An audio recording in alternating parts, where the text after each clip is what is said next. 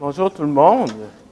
Alors, je veux juste m'excuser déjà à l'avance. Ça fait comme un mois que je suis au Nouveau-Brunswick. Alors, si pendant la prédication, mon accent change en accent acadien, alors, s'il vous plaît, il faudra me pardonner pour cela.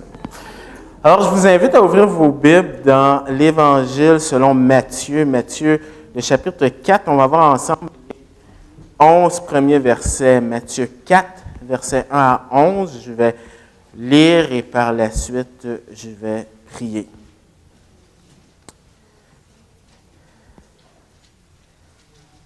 Alors Jésus fut emmené par l'Esprit dans le désert pour être tenté par le diable. Il jeûna 40 jours et 40 nuits, puis il eut faim. Le tentateur s'approcha et lui dit, « Si tu es le Fils de Dieu, ordonne que ces pierres deviennent des pains. » Jésus répondit, « Il est écrit, l'homme ne vivra pas de pain seulement, mais de toute parole qui sort de la bouche de Dieu. » Le diable le transporta dans la ville sainte, le plaça sur le haut du temple et lui dit, « Si tu es le Fils de Dieu, jette-toi en bas, car il est écrit, il donnera des ordres à ses anges à ton sujet, ils te porteront sur les mains de peur que ton pied ne heurte contre une pierre. » Jésus lui dit, « D'autre part, il est écrit, tu ne tenteras pas le Seigneur ton Dieu. » Le diable le transportant encore sur une autre montagne très haute, lui monta tous les royaumes du monde et leur gloire, et lui dit, « Je te donnerai tout cela si tu te prosternes et m'adores. » Jésus lui dit, « Retire-toi, Satan, car il est écrit, tu adoreras le Seigneur ton Dieu, et à lui seul tu rendras un culte. » Alors le diable le laissa, et voici que des anges s'approchèrent de Jésus pour les servir. Père éternel, on va encore te remercier pour le privilège que tu nous donnes encore ce matin de pouvoir t'adorer. Et on veut continuer cette adoration en écoutant ta parole. Mais surtout, on veut que cette parole puisse porter du fruit dans nos cœurs, qu'on puisse la mettre en pratique pour ta gloire. Dans le nom de ton Fils Jésus. Amen.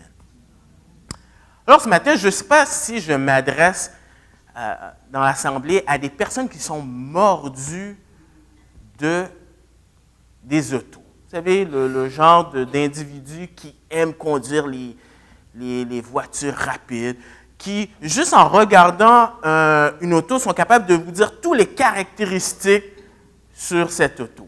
Alors moi, je ne suis pas du tout ce genre d'individu, mais cependant, il y a quelques années de cela, lorsque mon père a pris sa retraite comme enseignant au secondaire, il s'est permis une petite gâterie. Il s'est acheté une Volvo S90.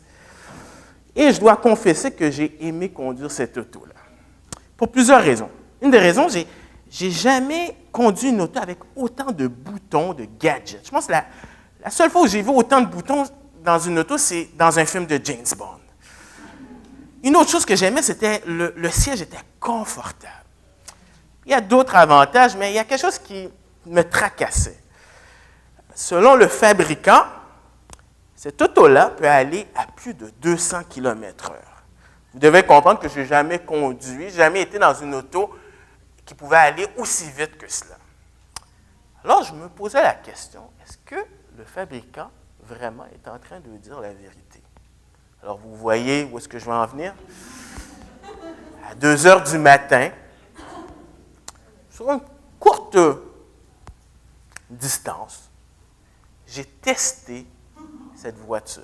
Je ne vous dis pas la vitesse que j'ai faite, mais je peux vous dire que c'est une auto, en tout cas la S90, elle va vite.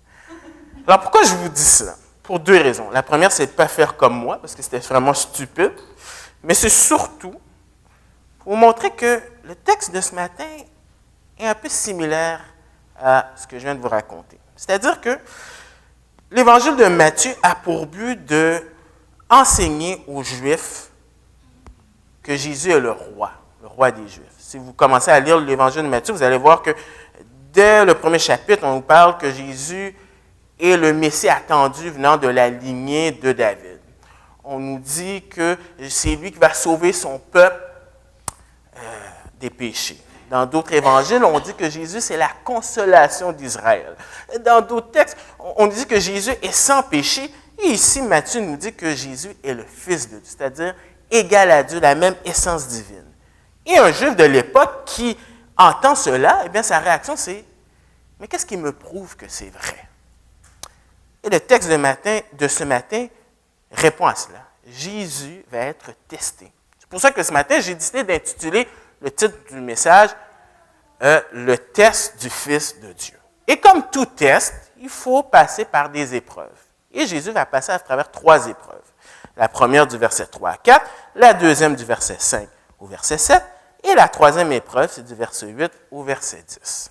Mais avant, il faut regarder le contexte de ce test-là. Et plus particulièrement, le baptême du Fils de Dieu.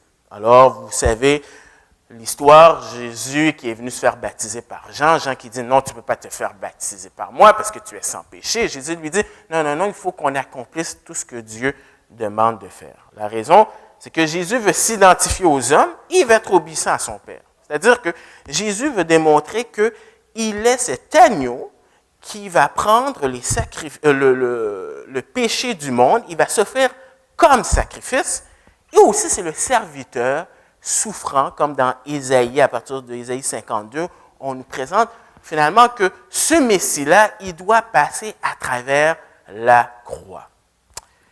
Et la réponse, c'est que Dieu approuve de cela. Il dit, « Et voici qu'une voix se fit entendre des cieux ces paroles. Celui-ci est mon Fils bien-aimé, en qui j'ai mis toute mon affection. » Alors, le texte de Philippiens dit que Jésus a été obéissant jusqu'à la mort même à la croix. Et Dieu le Père est en train de dire à tout l'univers, celui-ci, j'ai une relation particulière avec personne d'autre qu'avec lui. C'est tout à fait spécial. Alors, après le baptême, bien, on voit l'instigateur de ce test, le lieu et le but.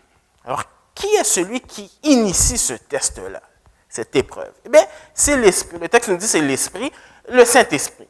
Matthieu nous a déjà parlé de qui est l'Esprit de Dieu. C'est celui qui a participé à la conception physiquement de Jésus dans le ventre de Marie. C'est celui qui est descendu, on dit, comme une colombe lors du baptême de Jésus, et c'est celui qui est en train de diriger Jésus. Alors Jésus est passif, il est prêt à subir cette épreuve-là.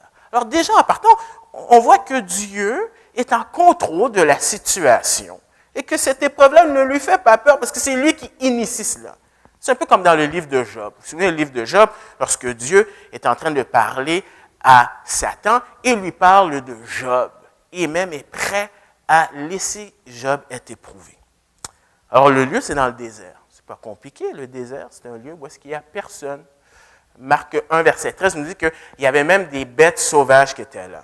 Donc, on peut déduire que ce n'était pas un endroit où est-ce qu'on pouvait aller faire des vacances. Donc, Jésus se trouve vraiment isolé de tout le monde. Et la raison, c'est pour être tenté. Maintenant, dans l'original, dans le grec, le mot veut dire éprouver.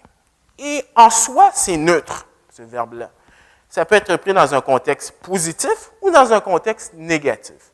Par exemple, l'exemple que j'ai dit avec la Volvo, celui qui construit cette auto-là fait des tests pour prouver la validité de cette auto, mais tu peux avoir un autre groupe qui s'occupe du besoin du consommateur et qui peut exiger des tests pour trouver les failles de cette auto-là. Donc, tu as le même mot qui peut avoir différentes applications selon le contexte. Et ici, ben, on a les deux situations. D'une part, tu as Dieu qui veut prouver à tout le monde que Jésus, d'un point de vue moral, il est parfait. Mais d'un autre côté, tu as le diable qui veut utiliser ces épreuves pour essayer de trouver une faille, pour briser la relation entre Jésus et le Père. Alors, j'ouvre une parenthèse. La question qu'on peut se demander ce matin, c'est est-ce que Jésus aurait pu faillir le test? Est-ce que Jésus aurait pu pécher? Et si vous avez déjà pensé à cette question, laissez-moi vous dire que vous n'êtes pas les premiers. Dans le cours de l'histoire de l'Église, il y a eu des théologiens qui ont débattu cette question et ils sont venus avec un mot en disant la péccabilité et l'impeccabilité de Jésus. C'est-à-dire, il y en a qui croient que Jésus aurait pu pécher Il y en a d'autres qui disent que Jésus n'aurait pas pu pécher. Mais la clé pour répondre à cela, c'est qu'il faut comprendre la nature de qui est Jésus. Le problème, c'est que Hollywood ne nous a pas trop aidés là-dessus. Dans les années 80, pour ceux qui se souviennent, il y a eu un film qui s'appelle « La dernière tentation de Christ ». Et plus tard, il y a eu Dan Brown qui a écrit des bouquins, dont le Code de Da Vinci. Et on nous présente Jésus plutôt comme quelqu'un qui, toute sa vie, il y avait une lutte interne à l'intérieur de lui. Mais ce n'est pas ça que l'Évangile ou la parole nous présente Dieu. La parole nous présente Jésus comme quelqu'un qui est 100% homme, mais en même temps 100% Dieu. Donc, d'un point de vue humain, oui, c'est sûr, Jésus aurait pu tomber. D'un point de vue divin, il n'aurait pas pu le faire. Je vous donne un exemple. Tout le monde ici, en théorie, serait capable de prendre une araignée dans ses mains, à moins que vous soyez amputé, mais on a tous une main, on pourrait prendre une araignée. On a tous un cerveau qui commande notre bouche d'ouvrir. On pourrait tout simplement mettre l'araignée dans notre bouche. Pourquoi on ne le fait pas? J'espère qu'on ne le ferait pas, mais pourquoi on ne le fait pas? Parce qu'on trouverait ça, c'est dégueulasse. C'est comme, et c'est un peu comme ça avec Dieu aussi. Maintenant, il ne faut pas penser pour autant que parce que Jésus est aussi 100% Dieu, que cette tentation-là, il n'y a pas d'épreuve. Bien au contraire. L'Épître aux Hébreux nous dit que Jésus a été tenté comme nous, mais sans péché. Mais son côté humain fait en sorte qu'il comprend qu'est-ce que c'est. Il n'est pas en haut dans le ciel et dire, je ne sais pas qu'est-ce que c'est être humain et de subir la tentation. Donc, il est un sacrificateur qui comprend notre faiblesse. Donc, je ferme la parenthèse parce que c'est quand même important dans le contexte de comprendre cela. Alors, si on revient dans le texte, bien, Jésus a passé 40 jours privé de nourriture, volontairement. Alors, si vous êtes un juif à cette époque-là, le mot 40, eh bien, il y a toute une histoire qui revient souvent avec 40. Et probablement ici, bien, on est à Moïse qui a passé 40 jours et 40 nuits sans manger, mais il y a aussi le peuple d'Israël qui a erré dans le désert pendant 40 ans. Donc, qu'est-ce que Matthieu est en train de nous dire? C'est que Jésus va vivre une situation similaire au peuple d'Israël, que Dieu appelle aussi son Fils par rédemption, mais lui, le Fils unique, lui, ne va pas échouer, contrairement à Israël. Donc Jésus est vraiment, on le voit ici comme représentant Israël.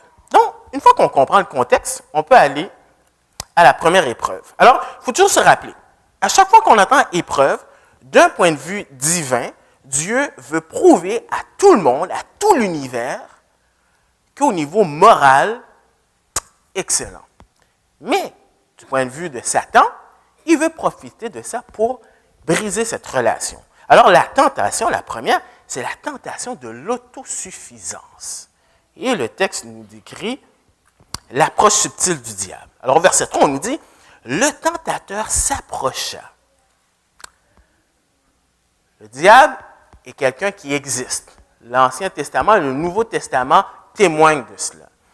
Ce n'est pas une invention du Moyen Âge avec Satan, avec sa queue et puis avec une fourche. Bien au contraire, la Bible nous dit qu'il se présente en ange de lumière, qui fait en sorte qu'il est subtil dans ce qu'il fait.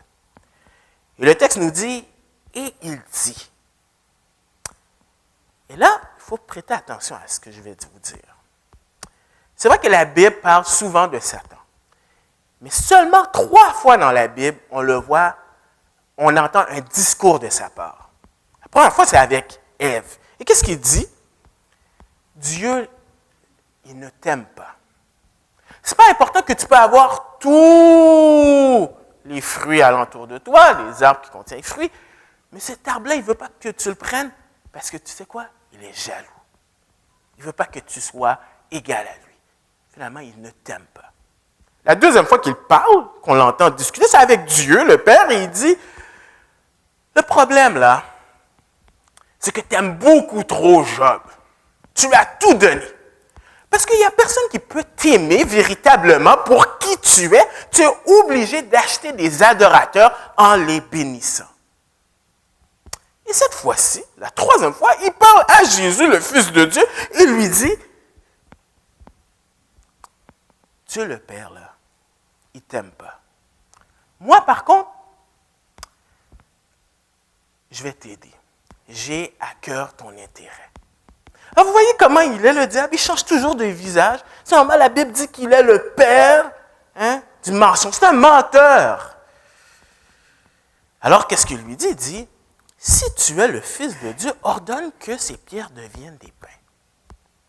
Non, dans l'original, dans le grec, on pourrait traduire comme en se basant sur le verset 17 qui dit que Dieu le Père a dit à tout le monde que tu étais Dieu, que tu es le Fils de Dieu.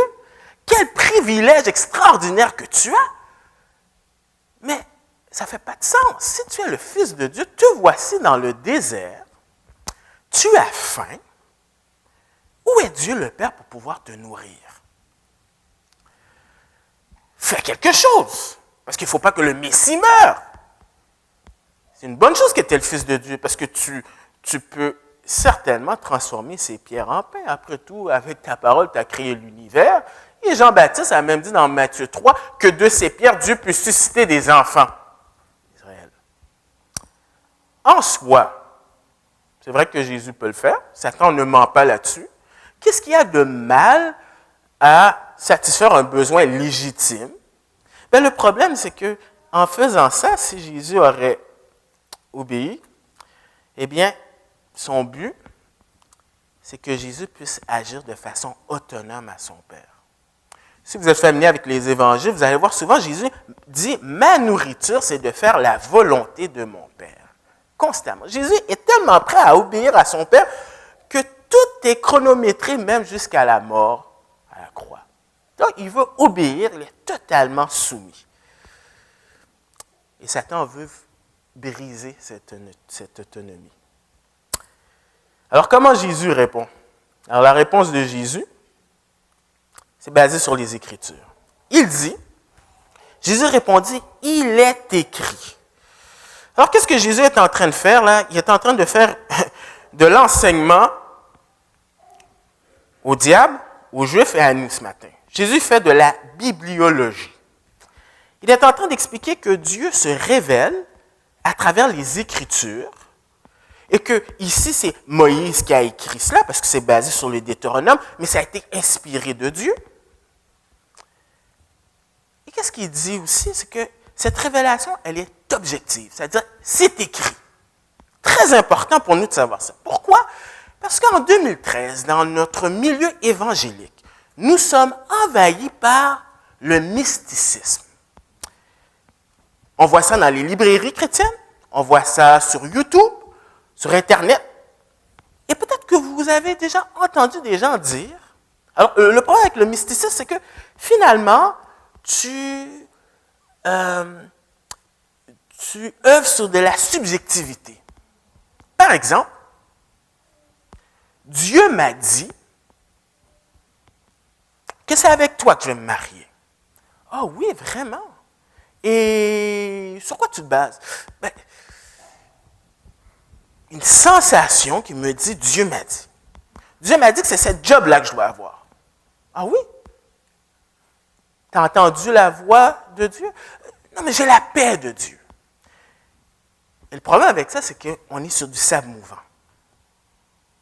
Parce que tu vas poser la même question à un mormon, tu vas poser la question à un témoin de Jéhovah, tu vas poser cette question à quelqu'un qui croit à l'incarnation, le nouvel âge et tout ça. Ils vont tous vous dire la même chose.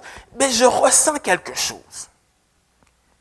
Mais dès qu'on fait ça, dès qu'on commence à jouer avec ça, on n'a plus de fondement. C'est pour ça que Jésus enseigne que la révélation, elle est objective. Ah là, il ne faut pas penser que je suis en train de dire que c'est tout intellectuel. C'est sûr qu'il y a la foi chrétienne, il y a un élément de confiance. Mais ce n'est pas du fanatisme, ce n'est pas une foi dans le vide, c'est dans la foi en une personne qui existe et qu'on peut retracer à travers l'histoire. Alors c'est pour ça que Jésus dit, il est écrit. Et c'est basé sur le Deutéronome.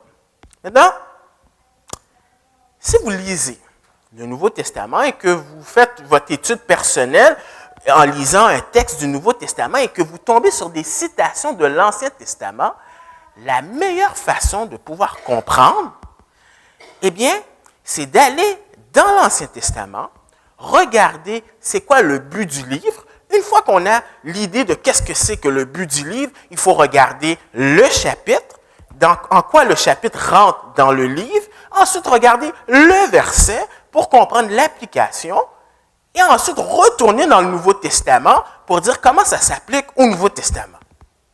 Et on va faire cet exercice. Alors, si on va dans le Deutéronome, chapitre 8,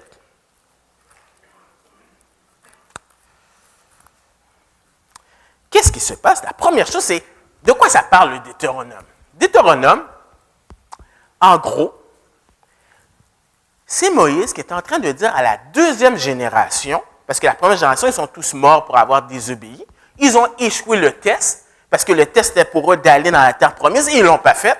Alors Moïse est en train de dire à la deuxième génération, s'il vous plaît, ne faites pas comme vos pères. Il faut que vous passiez ce test-là. Dans le Deutéronome 8, le test, en particulier, c'est le test de la prospérité. C'est-à-dire, comment tu vas agir quand Dieu va te bénir? Lorsque tu vas aller dans la terre promise, tu vas avoir des maisons que tu n'as pas construites, tu vas avoir de la nourriture, tu auras plein de choses que tu n'as pas travaillé pour ça. Mais garde-toi dans ton cœur de dire que c'est par mes propres forces que j'ai fait cela. Ça ressemble beaucoup à ce qu'on vit en Amérique du Nord. Et pour éviter de tomber dans ce piège-là, qu'est-ce que Dieu fait, ou plutôt Moïse, c'est qu'il lui rappelle qu'est-ce qu'il a vécu dans le désert. Alors, c'est parce qu'au verset 10, il dit, « Tu te souviendras de tout le chemin que l'Éternel, ton Dieu, t'a fait faire pendant ces 40 ans dans le désert afin de t'humilier et de t'éprouver pour reconnaître ce qu'il y avait dans ton cœur, si tu observerais ses commandements, oui ou non. » Et la façon qu'il fait pour s'assurer vraiment de qu'est-ce qui est dans leur cœur, c'est de leur enlever une chose qui est extrêmement précieuse, la nourriture, pour pouvoir dépendre de Dieu. Parce qu'ils sont dans le désert, ils ne peuvent pas se nourrir. Alors, qu'est-ce que Dieu fait? C'est qu'il a envoyé la manne. Et la manne, eh bien, si dans ta tête, tu te disais, je vais essayer d'en accumuler pour une couple de jours. Non. Dès que la journée était finie, si tu voulais faire ça, c'est plus bon, ça ne marchait pas. Donc, Dieu fait en sorte de leur enseigner qu'ils n'ont pas le choix de dépendre de lui au quotidien. Au verset 3, il dit, « Il t'a humilié, il t'a fait souffrir de la faim, il t'a nourri de la manne pour que tu ne connaissais pas et que tu n'avais pas, et que n'avaient pas connu tes pères, afin de t'apprendre que l'homme ne vit pas de pain seulement, mais que l'homme vit de tout ce qui sort de la bouche de l'Éternel. » En d'autres mots, ce que Moïse veut apprendre au peuple, c'est que tu sois nourri de façon naturelle, et ça vient de Dieu, et que tu sois nourri de façon surnaturelle par la manne, ça ne change rien, tu dois être dépendant de Dieu. Et si on transporte ça au Nouveau Testament, qu'est-ce que Jésus est en train de dire à Satan? C'est que je dois avoir une dépendance totale envers Dieu le Père. Oui, c'est vrai que je suis dans le désert. Oui, c'est vrai que je n'ai pas de quoi manger. Mais je ne vais pas mourir parce que je fais confiance à Dieu. D'une façon ou d'une autre, il va pourvoir pour moi. Au verset 11, il a pourvu pour lui en envoyant des anges pour qu'il puisse être nourri. Donc, ça, c'est la première épreuve. Mais la deuxième épreuve, parce que c'est un test quand même de niveau universitaire, c'est pas le primaire. Deuxième épreuve, rappelez-vous, toujours du point de vue divin, c'est je vous ai prouvé que Jésus était parfaitement correct, mais je vais encore vous le prouver encore plus pour que vous ne dites pas « Ah, c'était un coup de chance ». Pour le diable, j'ai une deuxième occasion, je vais le tenter pour essayer de briser cette relation. La deuxième épreuve, ou la deuxième tentation, c'est la tentation de la manipulation. Et on voit d'abord dans le verset 5 que le diable transporte Jésus dans la ville sainte et le plaça sur le haut du temple. Alors, il y a un débat entre les commentateurs. Est-ce que c'était littéral? Est-ce que c'était une vision? Je ne vais pas être dogmatique là-dessus. L'emphase ne devrait pas être mis surtout sur ça. Mais on a des indices qu'il le transporte dans la ville sainte. Souvenez-vous, Matthieu écrit à des Juifs. Eux, quand ils entendent ville sainte, normalement, pour eux, qu'est-ce qu'ils pensent automatiquement? C'est Jérusalem. Parce que qu'est-ce qu'il y a à Jérusalem? À Jérusalem, il y a le temple. Ce temple que Salomon a construit pour indiquer que Dieu, même s'il est omniprésent, il est tout partout, mais à Jérusalem, dans le temple, c'est le lieu spécial où est-ce que Dieu réside. Et qui va dans le temple habituellement? C'est des gens qui viennent adorer, c'est des gens qui espèrent au Messie qui va venir. Et les gens ils vivent à une époque où est-ce qu'ils sont sous la domination de Rome, et il y a des gens comme Nathanaël qui espèrent la venue du Messie. Alors, une fois placé sur le haut du temple, alors selon l'historien Joseph, peut-être où est-ce que Jésus se trouvait, il y avait peut-être une distance de 450 pieds. Donc, si tu sautes, tu vas avoir plus qu'avoir mal à la jambe. Alors, le texte nous dit, et lui dit, alors Satan, si tu es le Fils de Dieu, jette-toi en bas, car il est écrit, il donnera des anges à ton sujet, ils te porteront sur les mains de peur que ton pied ne heurte contre une pierre. Incroyable. Jésus parle en citant les Écritures, avant même que la parole de Dieu puisse tomber, Satan réplique en citant lui aussi les Écritures. Donc, on a affaire à quelqu'un qui il est intelligent, mais de façon tellement diabolique. Les sectes issus de la chrétienté partent toujours comme ça. C'est un demi-verset. Puis, on a des sectes. Je pourrais vous raconter beaucoup d'exemples de ça, mais c'est exactement comme ça qu'il fonctionne. Et encore une fois, quel est le but du diable en faisant ça? Ce qu'il veut faire finalement, c'est de forcer la main de Dieu. Parce qu'il se dit, OK, tu dis que tu ne vas rien faire parce que tu dépends de Dieu, que Dieu t'aime, et tu veux faire totalement confiance à Dieu, pas de problème. Alors, tu n'auras pas de problème à ce que tu sois en haut du temple et que tu te jettes. Parce qu'après tout, les Écritures disent que, hey, Dieu va prendre soin de toi. Finalement, ce qu'il dit, OK, tu ne peux rien faire, on va laisser Dieu agir à ta place. Parce qu'après tout, tu es le Fils de Dieu. Elle est où la gloire? Tu te trouves dans le désert. Tu sais quoi, je vais être ton agent. Je vais t'aider à te faciliter ton ministère. Tu vas être Jésus superstar. Comme ça, les gens vont voir, ils vont accepter. D'ailleurs, Paul dit que les Juifs, qu'est-ce qu'ils cherchent toujours, c'est des signes. Et dans les écrits juifs, dans les écrits des Juifs, on nous dit qu'il y avait cette fausse conception, selon le livre de Malachie 3.1, qui pensait que le Messie allait venir comme ça. Donc, finalement, qu'est-ce que Satan est en train de lui dire, encore une fois, c'est, au lieu de suivre le plan de Dieu, suis mon plan. Et encore une fois, on voit Jésus, la réponse de Jésus.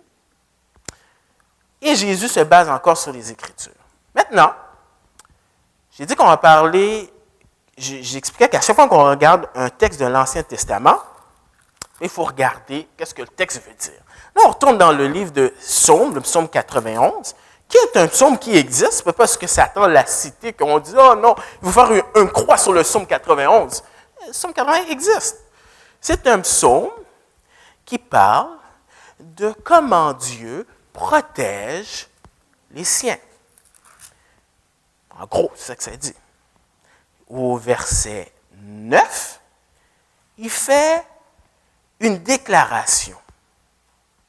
Alors, c'est le psalmiste qui dit « Car tu es mon refuge, ô Éternel, tu fais du Très-Haut ta retraite. » Et à partir du verset 10 au verset 13, il va donner des exemples de protection de Dieu. Et au verset 10, on dit « Aucun malheur ne t'arrivera, aucun fléau n'approchera de ta tente, car il donnera pour toi des ordres à ses anges pour te garder dans toutes tes voies. Ils te porteront sur les mains de peur que ton pied ne heurte contre une pierre, etc. » Donc, ce psaume-là, en soi, parle vraiment de la protection de Dieu envers ceux qu'il aime. Le problème, ce n'est pas que Satan, ce qu'il a dit, c'est faux, mais c'est plutôt l'application. Parce que probablement ce psaume-là, le style littéraire, une fois de plus, quand vous étudiez la Bible, il faut toujours regarder le style. Le style littéraire, c'est un poème. Dans un poème, il y a beaucoup d'images. Il ne faut pas prendre les choses de façon littérale. Parce que si c'était le cas, le verset 4 dit « Il te couvrira de ses plumes ». Alors Dieu, est-ce que Dieu est un oiseau? Non, c'est une façon imagée. Et les exemples qu'il donne, c'est des exemples pour montrer, c'est des images pour donner, pour renforcer le point que Dieu te protège. Ensuite, le psaume ne parle pas, oui, c'est vrai que le psaume parle de protéger, que Dieu protège les siens, mais le texte ne dit pas que Dieu va te protéger de problèmes que toi, tu te mets là-dedans toi-même.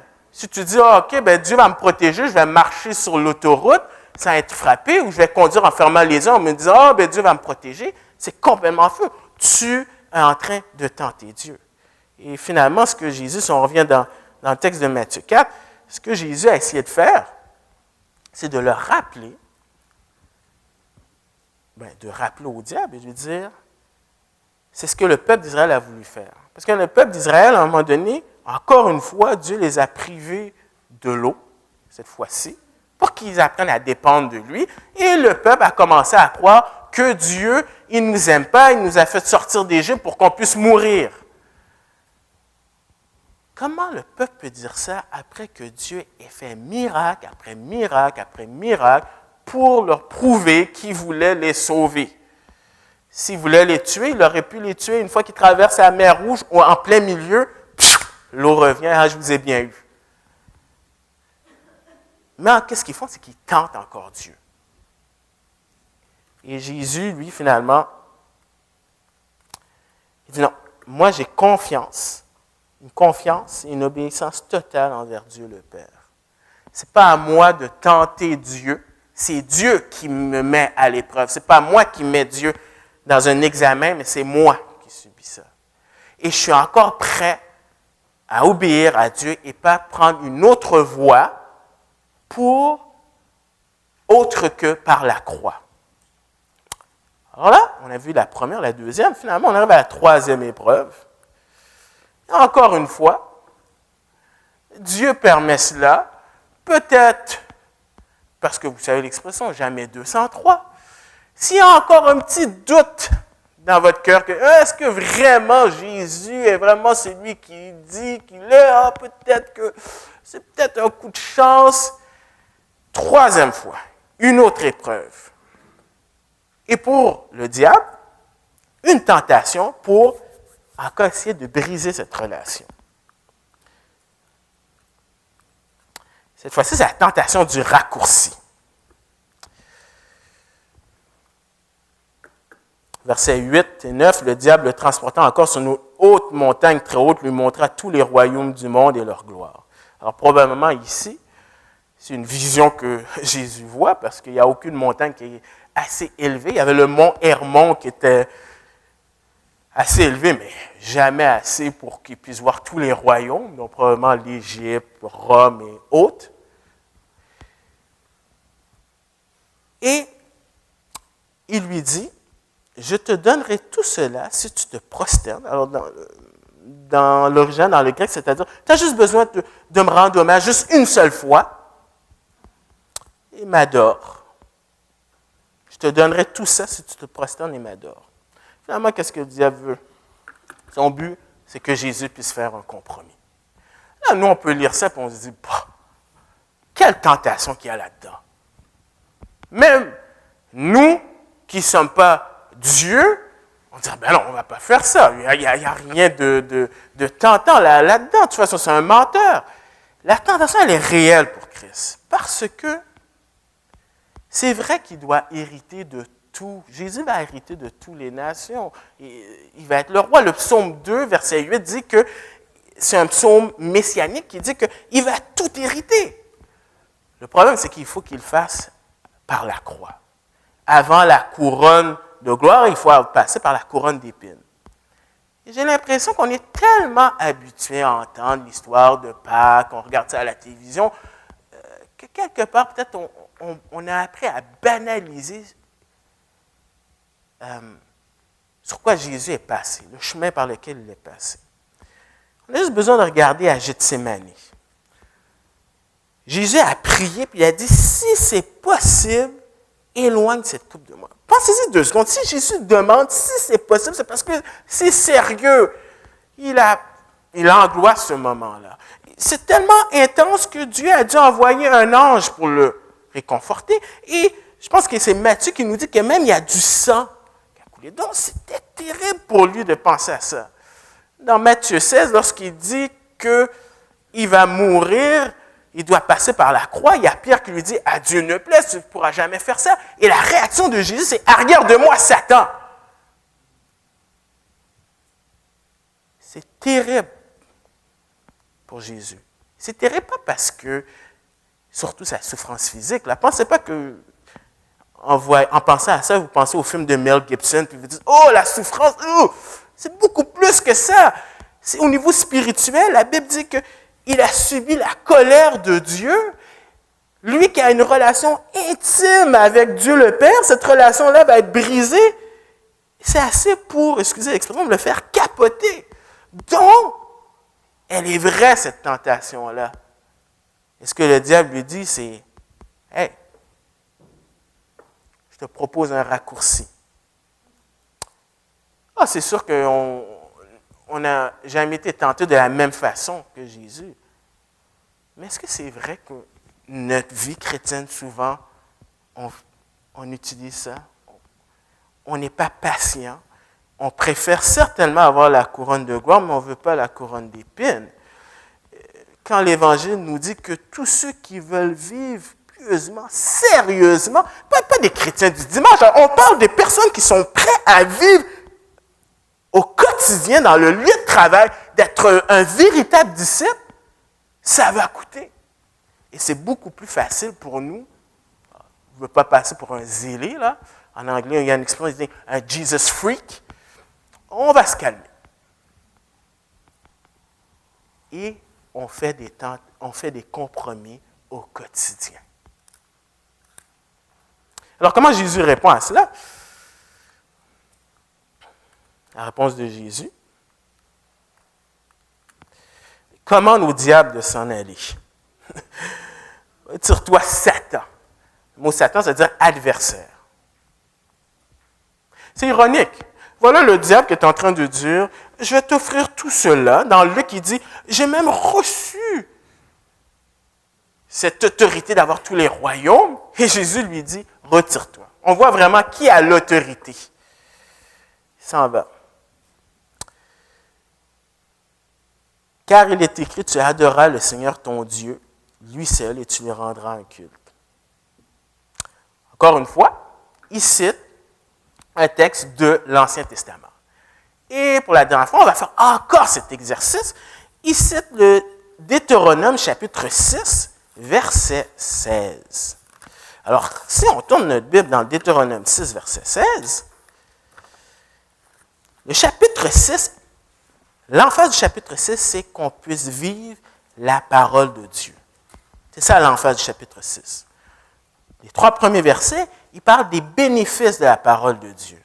Il dit, tu les écouteras, dont Israël, tu les observeras pour les mettre à pratique, afin que tu sois heureux et que vous multipliez beaucoup, comme te l'a dit l'Éternel, le Dieu de tes pères, dans un pays découlant le lait et le miel. Versets 4 et 5, il dit au peuple de vivre cette parole-là. Écoute Israël, l'Éternel notre Dieu, l'Éternel est un, tu aimeras l'Éternel ton Dieu de tout ton cœur, de toute ton âme, de toute ta force. Et ensuite, du verset 6 au verset 9, il dit qu'il faut mettre en pratique cette parole-là. Tu vas l'enseigner de façon directe, de façon indirecte à tes enfants. Et à partir du verset 10 jusqu'au verset 19, il dit attention au danger de ne pas être fidèle à Dieu. Il mentionne plein de dangers. Danger d'oublier Dieu, le danger de ne pas prendre en considération au verset 13 le serment que tu dis. Tu craindras l'Éternel ton Dieu et c'est à lui seul que tu rendras un culte et tu jureras par son nom. Parce que si tu négliges cela, le verset 14 dit, vous ne vous ralliez pas à d'autres dieux d'entre les dieux des peuples qui sont autour de vous, car l'Éternel est un Dieu jaloux au milieu de toi. En d'autres mots, si tu n'es pas fidèle à Dieu, tu vas être fidèle à quelqu'un d'autre. Tu ne peux pas servir Dieu et Mammon. Donc, Moïse cite cela en leur disant, « Hey, attention de pas... attention, il faut que tu sois fidèle. » Et Jésus transporte cela et il dit, finalement, il dit au diable, « Ma fidélité totale, elle est envers Dieu le Père. » Alors, en conclusion, on vient de voir 3 épreuves. Et qu'est-ce qu'on peut conclure de cela? Bien, au verset 11, Jésus a réussi le test. Bravo. Il a prouvé à tout le monde qu'il est vraiment qui il est, c'est-à-dire le Fils de Dieu, unique, parfait. Le diable le laissa. Donc, le diable a échoué. Luc dit qu'il va revenir à une prochaine occasion, mais c'est déjà le début de la fin pour le diable. D'ailleurs, pour de vrai, on savait déjà la fin, dès le commencement. Dans Genèse 3, verset 15, Dieu a dit que quelqu'un écraserait la tête du serpent. Éventuellement, il l'a vécu à la croix. On va voir l'accomplissement de tout cela à la toute fin quand il va l'emmener en enfer. Donc, le test est réussi. Il y a la défaite de Satan, mais aussi l'assurance de notre salut. Parce que si on doit être devant un Dieu qui est saint, on aurait tous échoué ce test-là. On l'échoue même au quotidien. Ça ne sert à rien de prendre le cours d'été, ça va revenir au même résultat, on va échouer quand même. Ça, c'est la religion. La religion ne peut pas sauver. La religion, tout ce qu'elle fait, c'est nous donner un F continuellement devant Dieu. C'est pour ça que pour être sauvé, il faut qu'on mette notre confiance en quelqu'un qui, lui, a réussi le test.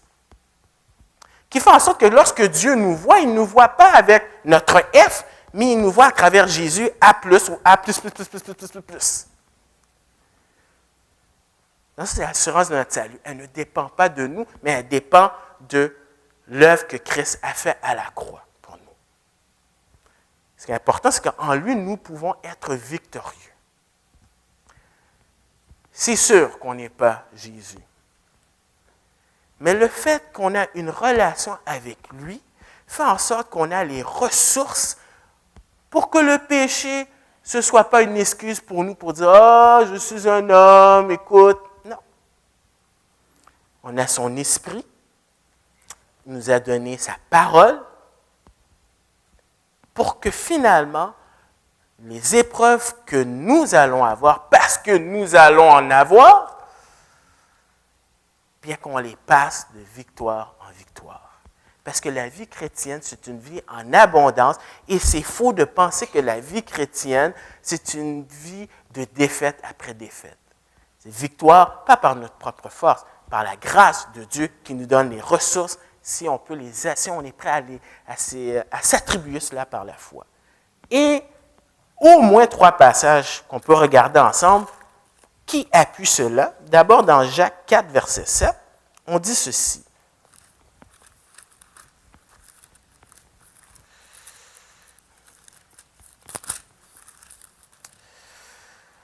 Soumettez-vous donc à Dieu, résistez au diable, il fuira loin de vous. C'est intéressant, hein? Il ne dit pas de combattre le diable, mais de se soumettre à Dieu. Dans 1 Corinthiens, on va aller 1 Corinthiens 10, verset 13, un autre texte que certainement, vous connaissez ce texte-là. Aucune tentation ne vous est survenue qui n'ait été humaine. Dieu est fidèle et ne permettra pas que vous soyez tentés au-delà de vos forces, mais avec la tentation, il donnera aussi le moyen d'en sortir pour que vous puissiez la supporter. Et finalement, Hébreux 2, verset 18.